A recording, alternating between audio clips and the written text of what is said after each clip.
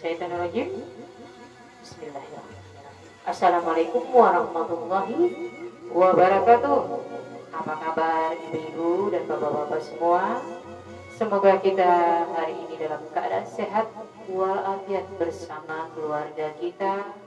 Semoga hidup kita selalu dalam keberkahan, dan semoga Allah selalu menjaga kita, melindungi kita dari fitnah dunia, dan selalu memberikan rahmatnya, kasih sayangnya kepada kita. Insya Allah kita semakin dekat dan semakin taat kepada Allah. Amin. Apa kabar semuanya, ibu-ibu dan bapak-bapak hari ini? Bagaimana suasana hatinya? Harapan saya semoga kita masih bisa berdamai dengan pikiran dan hati kita. Insya Allah setiap ujian bisa kita lewati dengan ketaatan kita kepada Allah. Yakinlah di balik ujian pasti banyak pembelajaran, banyak hikmah. Asal kita selalu yakin dan percaya dengan sumpah dan janji Allah. Barang siapa yang berjalan di jalan Allah, insya Allah Allah akan berikan petunjuknya, Allah akan cukupkan segala kebutuhannya, dan Allah akan mengurus segala urusan, insya Allah, asal kita yakin dan percaya. Oke, sebelum kita masuk tema hari ini, silakan Bapak Ibu yang mau subscribe. Semoga nanti kedepannya bisa lebih banyak melihat video ceramah motivasi dari saya, mudah-mudahan bermanfaat. Oke, hari ini saya akan bahas tema tentang bahaya ghibah dan ancamannya. Seperti yang kita ketahui, 3 bulan lebih ini kita menghadapi suasana wabah corona. Mudah-mudahan semua cepat berakhir, karena makin banyak ujian ke depannya yang lebih besar lagi. Semoga kita lebih kuat keimanannya, keyakinannya. Insya Allah di setiap musibah pasti banyak hikmah, banyak pembelajaran. Intinya kita berusaha untuk selalu tetap berprasangka baik kepada Allah dan kepada siapapun. Oke, kita lanjut saja. Bahaya ghibah dan ancamannya. Yang pertama, membicarakan keburukan orang lain melalui lisan. Salah satu bahaya ghibah, menceritakan aib orang lain dengan lisan kita, baik sengaja ataupun tidak disengaja. Dan itu sering terjadi. Hampir setiap saat, setiap waktu, ghibah merajalela di mana-mana. Bisa jadi itu awalnya datangnya dari lisan kita yang tidak terjaga. Jadi kita berusaha tetap berhusnuzon, berprasangka baik kepada Allah dan kepada siapapun juga. Karena tidak ada untungnya kalau kita menggibahi saudara-saudara kita. Karena kita tahu kalau kita melakukan ghibah malah akan menghancurkan pahala kita. Ghibah sama saja dengan membicarakan aib saudara kita, baik sengaja atau tidak sengaja. Kalau benar itu berdosa, kalau salah jadi fitnah. Fitnah lebih kejam dari pembunuhan. Nauzubillah min dzalik. Semoga kita terjauh dari perbuatan ghibah. Dan beruntunglah bagi orang yang digibahi, karena di sini akan ada terjadi transfer pahala. Makanya kalau kita digibahi, kita dibully, kita difitnah, jangan kita merasa bersedih. Kita bersyukur kepada Allah. Allah menguji sesuai kemampuan hamba-hamba. Insya Allah kita bisa menyikapi segala ujian kita dengan bijak dan cerdas. Oke, yang keduanya, membicarakan keburukan orang lain melalui isyarat. Ini banyak sekali terjadi pada saat musibah menimpa negeri ini. Banyak terjadi musibah melalui isyarat, dengan perilaku, melalui medsos, melalui sindiran, melalui bahasa tubuh, macam-macam gaya orang. untuk bergibah dengan caranya. Dan semoga kita diluruskan niatnya, usaha apapun yang kita sampaikan berdasarkan Al-Quran dan Sunnah, dan kita boleh berbicara tidak fakta, apalagi mengkambing hitamkan seseorang untuk suatu kepentingan. Nauzubillah min dzalik. Kalau kita melakukan gibah ini dengan melalui syarat, itu bisa memutuskan tali ukhuwah kita. Padahal kita berusaha menjadi silaturahim. Semoga kita semakin kuat sampai ke surganya Allah. Jadi berusahalah untuk tetap menjaga lisan dan sikap kita. Karena percaya siapa menanam akan menuai hasilnya. Apa yang kita ucapkan, apa yang kita katakan, apa yang kita lakukan akan kembali kepada pelakunya, baik atau buruk.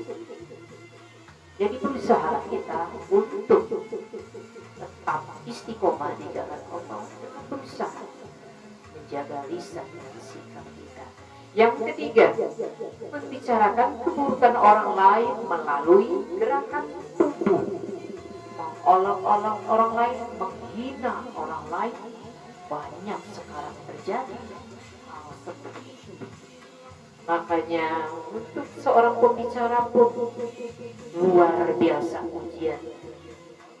Dengan kepiawaiannya berbicara di depan umum, dengan kepintarannya, dengan ilmunya, tanpa sadar bisa menjerumuskan lisannya. Hati-hati dengan bahasa tubuh. Orang bisa melakukan ghibah, baik sembunyi atau terang-terang. Nauzubillah min dzalik. Yang keempat, membicarakan keburukan orang lain melalui media massa tanpa ada maksud kebaikan sama sekali. Banyak itu bisa kita lihat sekarang. Melalui media banyak sekali orang melakukan ghibah, membawa massa untuk berbuat zolim, untuk berkata-kata kotor, berusaha untuk memancing keributan, mengundang massa untuk berbuat keburukan dengan mencela, menghujat, memfitnah, membuli. Nauzubillah min dzalik. Banyak sekali ini terjadi pada saat ini, dan ini semua adalah tanda-tanda akhir zaman. Tidak ada. Kita berusaha saja supaya tetap berusaha menatah hati kita, menjaga pikiran dan hati kita supaya tetap baik-baik saja. Jangan mudah terkontaminasi dengan hal-hal yang mencemari hati dan pikiran kita. Ancamannya mendapatkan azab dari Allah yang sangat pedih. Azab di dunia saja sudah dirasakan, dan akan menunggu azab siksa yang lebih pedih nanti di akhirat kalau kita tidak berusaha melakukan taubatan nasuha, untuk berusaha memperbaiki lisan sikap kita. Berusaha cepat meminta maaf kalau kita merasa telah menzolim orang lain. Nauzubillah min dzalik.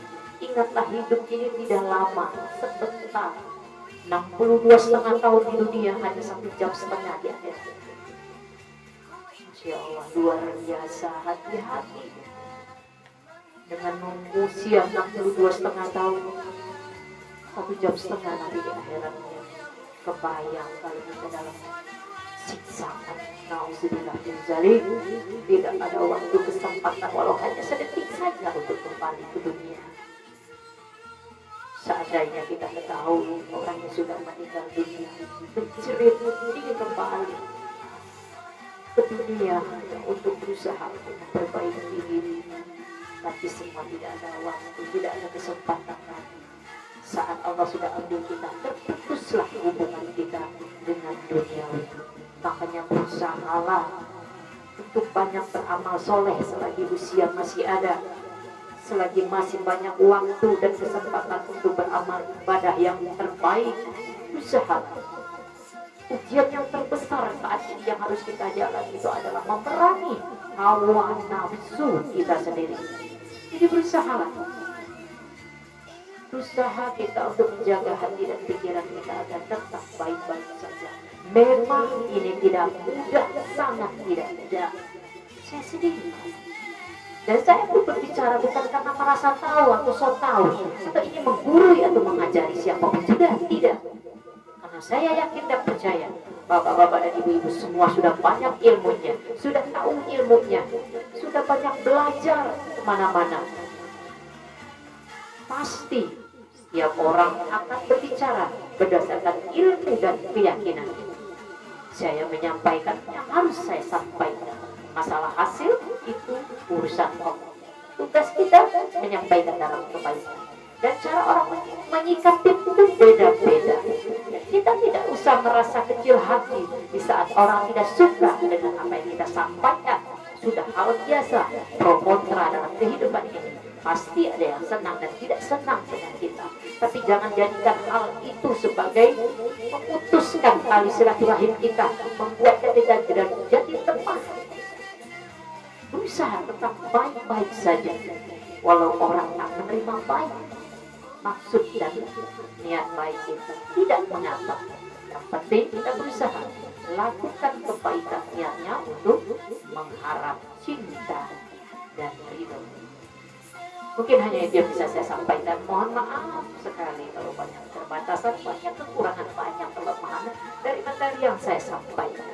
Mohon maaf sekali. Saya hanya berusaha ikhtiar lewat video ini, berusaha untuk berbagi ilmu. Badai corona tidak menghalangi niat baik kita untuk tetap berusaha memberikan yang terbaik buat orang lain. Karena siapa yang menanam akan menuai hasilnya.